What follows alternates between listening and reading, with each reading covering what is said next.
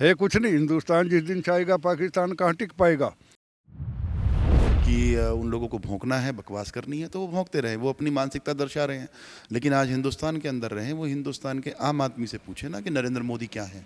Division करके एक बहुत बड़ा दुर्भाग्य था हमारा उस समय।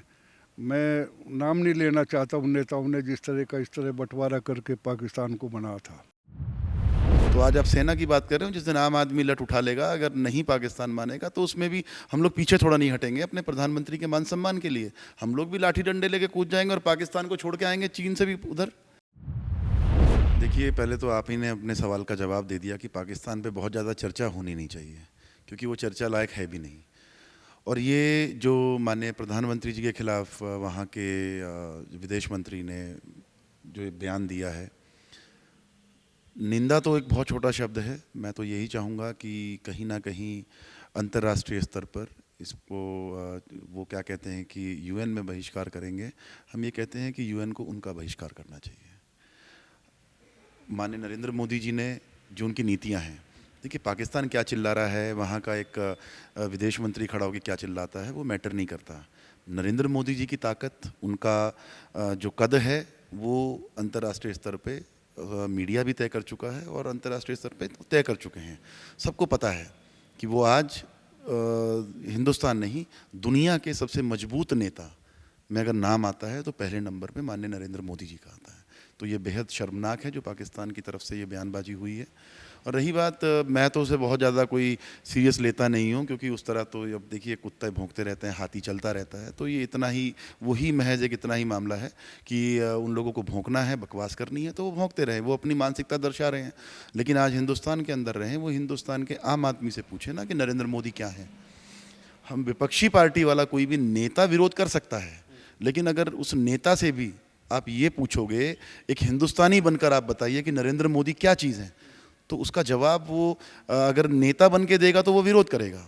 लेकिन अगर एक हिंदुस्तानी बन के देगा तो उसकी छाती चौड़ी होती है कि हिंदुस्तान पिछले 50 साल में, 70 साल में कहाँ था, और पिछले अपने 2 लोकसभा कार्यकाल में माननीय मोदी जी उस कद को कहाँ ले गए हैं और हिंदुस्तान को एक क्या नई पहचान दी है, वो लोग भी जानते हैं।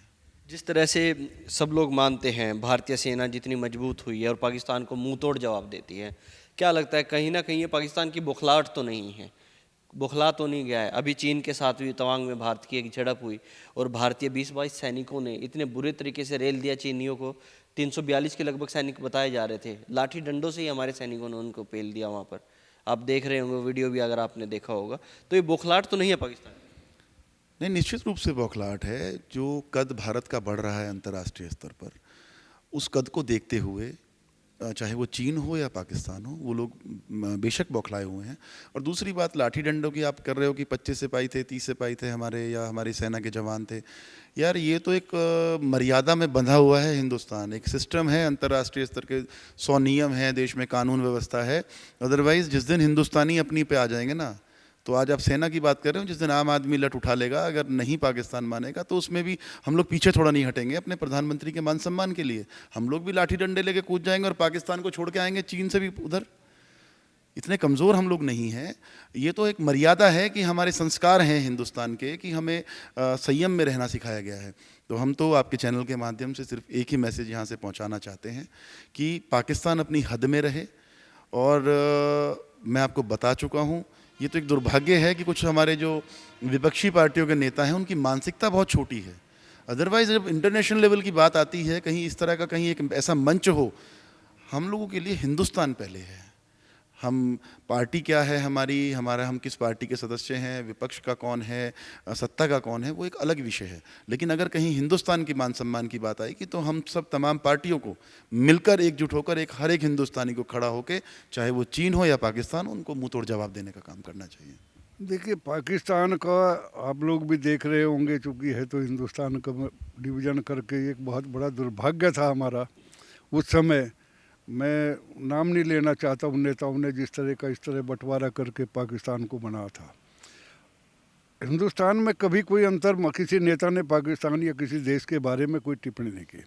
लेकिन मैं देख रहा 2-3 खास तौर से पाकिस्तान, वो कुछ न कुछ विवादित बयान या ये करना चाहता है केवल अपने नाम को दिखाने के लिए खामे हों, है कुछ नहीं। हिंदुस्तान जिस दिन चाहेगा पाकिस्तान कहाँ टिक पाएगा, लेकिन अपनी अहमियत दिखाने के लिए कुछ न कुछ हाँ पाकिस्तान पाकिस्तान करके। पिछली बार ये कश्मीर के अंदर हुआ, सीमाओं पर हुआ था।